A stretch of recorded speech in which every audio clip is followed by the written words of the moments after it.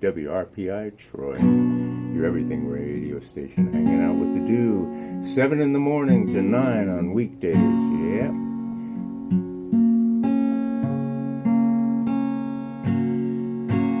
Now I'm going to tell you a story about a traveler walking along the side of a road in Arizona, hitchhiking on a dark night in the middle of a thunderstorm. Nothing like a thunderstorm if you're wearing your birthday suit. Time passed slowly, no vehicles went by. Oh boy, I've been in situations like this more than once. You know, being an old leather tramp. It was raining hard and this guy could barely see the hand in front of his face, and suddenly he saw a car approaching, moving slowly, appearing like a ghost in the rain. It slowly, silently crept towards him and stopped. Well, he wanted a ride really badly, and the guy jumped into the car, closed the door. Only then did he realize no one was behind the wheel.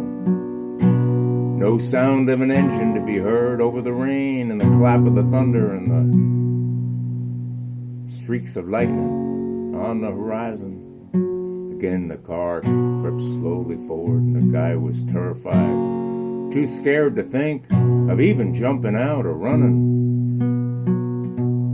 Then the guy saw that the car was approaching a sharp curve, and still too scared to jump. He started to pray and beg for his life, as if he was in a foxhole and thought he would die. He was certain the ghost car would go off the road and into the river, and he would surely drown. But just before the curve, a shadowy figure appeared at the driver's window, and a hand reached in and turned the steering wheel, guiding the car safely around the bend. Then, just as silently, the hand disappeared through the window, and the hitchhiker was alone in a ghost car. Paralyzed with fear, the guy watched the hand reappear every time they reached a curve. And finally, the guy, frightened nearly to death, had all he could take and jumped out of the car and ran through the storm to a nearby town. He was wet to the bone and soaked, and his feet were soggy. He found a neon light and opened the door to a tavern, and in a quivering voice ordered a double shot of whiskey. And then, shaken, he told everybody about his supernatural story. What an experience. A silence came over. Everybody was listening. Everybody got goosebumps. Then they realized the guy was sober and telling the truth, and the sound of the storm continued to crash the thunder outside, and the lightning lit up the windows. About a half hour later, two guys walked into the bar, and one said to the other, "Look, John, that's the idiot that rode in our car while we were pushing it in the rain."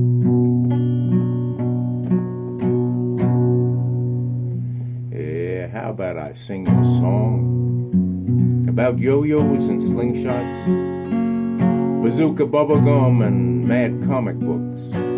Now you all will never pry that semi-automatic BB gun from my cold dead hands, and I'll never get enough of checkered shirts and rifle racks and pickup trucks, 10-gallon hats and silver belt buckles. Well, I got nothing to plant, and even if I had the seeds, the weeds wouldn't grow. I'd go to work, but the day's halfway through and the truck won't start. I'm too late anyway. I always say enjoy your youth as it passes by, for soon you will be old and wrinkly like I, and it'll be gone, for we all meet our maker in grim reaper far too soon, far too soon. Yes, sirree, golly. I tell you about the film crew working on location deep in the Arizona desert.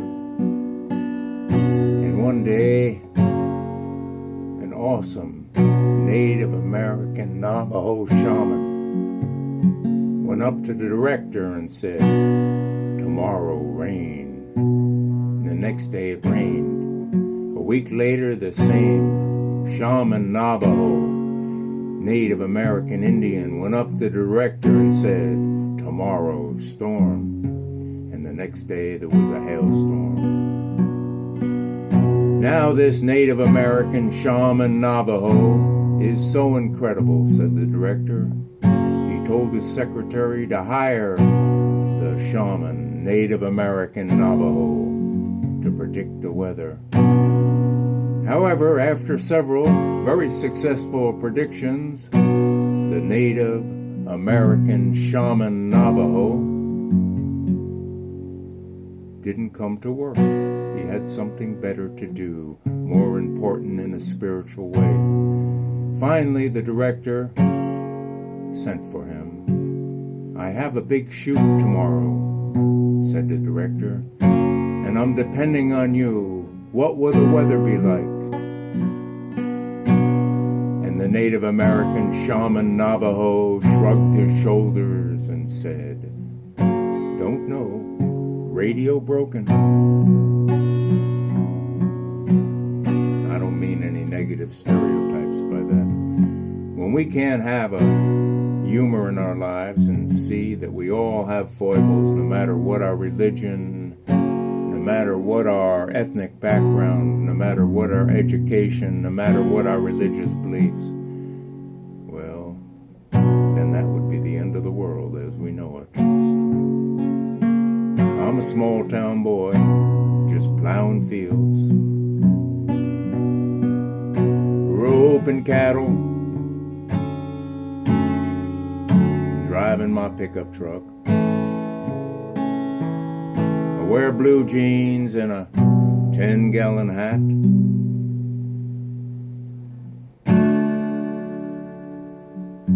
Five bottom plows and four-wheel drive tractors. Silver belt buckles, hunting, riding and roping and mending fences. Cutting hay in the August breeze. Blazing sun and stormy weather. Thunderclouds and dusty roads. It's the wildlife. Sweet smell of autumn leaves, rifle racks and fresh hay. Simple living, that's for me. Simple living, that's all there is. Saturday night, go honky-tonkin', till we roll the sidewalks up at the break of day. Sunday morning, go to meeting, preacher preaching, I be on my knees, praying for crop failure. Small town boy, country living, that's for me. Country living, small town boy, that's for me. That's for me. That's for me. That's for me. Trying to find a note to end it on and something that'll sound good, and I can't quite make it out. Maybe it's a B. Maybe it's a E, maybe it's a C, or maybe it's a D, or maybe it's a A minor, maybe it's a E minor, or maybe I don't want to end this country living anytime soon. Maybe it's an F. Leave it in suspense. That's all I got for you today. Big love and happiness to one and all.